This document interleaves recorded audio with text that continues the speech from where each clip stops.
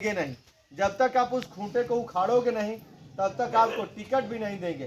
तो इसलिए आपको उस खूंटा को उखाड़ना होगा और अपने खूंटे को गाड़ना होगा।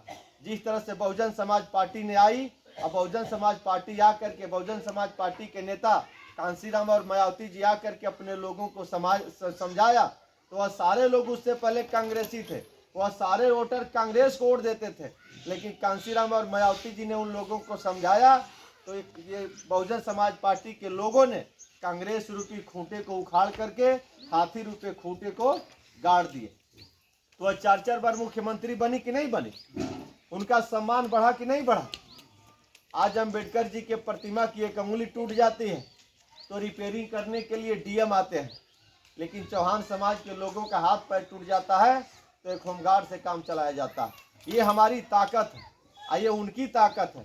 इसलिए डीएम साहब आते हैं कि यदि हम समय से नहीं पहुंचेंगे तो वहाँ कई हजार लोग पहले से जाकर के एकत्र हो जाएंगे और पूरे जनपद में बवाल हो जाएगा। तो उसको कंट्रोल करने के लिए डीएम अर्थों बन करके आ जाते हैं कि जल्दी उसका रिपेयरिंग करो। एसपी अर्थों बन करके, डॉक्टर बन करके आते हैं कि जल्दी उसका रिपेयरिंग करो और नहीं तो बवाल हो जाएगा। तो उस बवाल को हम झेल नहीं पाएंगे। और चौहान समाज का हाथ पैर भी टूट जाता है तो 5 लोग भी उसका दरवाज़ा करने नहीं जाते हैं। इसलिए कोई सिपाही दरोगा और इंस्पेक्टर वगैरह वो लोग नहीं आते हैं, होमगार्ड से काम चला दिया जाता है। तो हम लोगों का कहने का तात्पर्य ये है कि हम सारे लोगों को एक होना चाहिए और एक होकर के अपनी लड़ाई को लड़ना चाहिए। क्या हम लोग की बात सही है कि गलत है? ये होना चाहिए कि नहीं होना चाहिए? और नहीं तो जिस तरह से 75 वर्षों से हम वोट देते रहे हैं उसी तरह 75 साल बाद तक दीजिए, देखिए कहीं आपका कल्याण होने वाला नहीं है। आप लोगों ने पूरी ताकत के साथ मेहनत किया 75 वर्ष, लेकिन आपका विकास नहीं हुआ। विकास लोकतांत्रिक देश में सत्ता से होता है, जिसकी वो सरकार चाहेगी उसी का विकास होगा। इसलिए कि विकास की कुंजी सरकार के पास है, विकास का मंत्र सरकार के पास है। सरकार जिसको चाहेगी उसका विकास होगा और जिसको नहीं चाहेगी उसका विकास नहीं होगा।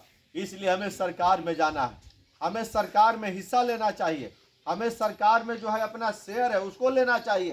तो हम अपना सरकार में हिस्सा कैसे लेंगे? जब एक होंगे, जब संगठित होंगे। और जब तक हम संगठित होंगे नहीं तब तक हमको हिस्सा मिलने वाला नहीं। तो इसलिए हम चाहते हैं कि आप संगठित होइए, हम सारे लोग संगठित होकर के इस लड़ाई को लड़ें। और जो सबसे बाधक है, अपने समाज में आज भी पढ़े लिखे लोगों की संख्या बहुत ही कम है।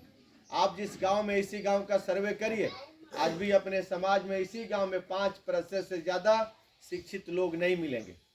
अब शिक्षित लोगों के आप सर्वे कर लीजिए कि कमलेश चौहान की बात सही है कि गलत है। 5% से ज़्यादा शिक्षित लोग नहीं मिलेंगे। और दुनिया के सारे लोग कहते हैं, दुनिया की सारी सरकारें कहती हैं, दुनिया के सारे विद्वान और विचारक कहते हैं, दुनिया के सारे लोग कहते हैं, लेखक कहते हैं कि जब तक आप पढ़ोगे नहीं तब तक आगे बढ़ोगे नहीं। ये सच्चाई है, लेकिन इस सच्चाई को आज भी ये चौहान समाज स्वीकार करने के लिए तैयार नहीं है। आज भी चौहान समाज के बहुत सारे लोग अपने बच्चों को नहीं पढ़ाते हैं, अपने बच्चों को पढ़ाने में रुचि नहीं रखते हैं। तो यदि आप चाहते हो कि हम आगे बढ़ें, यदि आप चाहते हो कि हम सरकार में अपना हिस्सा लें, तो आपको पढ़ना होगा और अपने बेटा और बेटी को पढ़ाना होगा। आप मेहनत करिए, मजदूरी करिए, लेकिन आप अपने बच्चों को पढ़ाइए। लेकिन पढ़ाई में भी एक अड़चन है,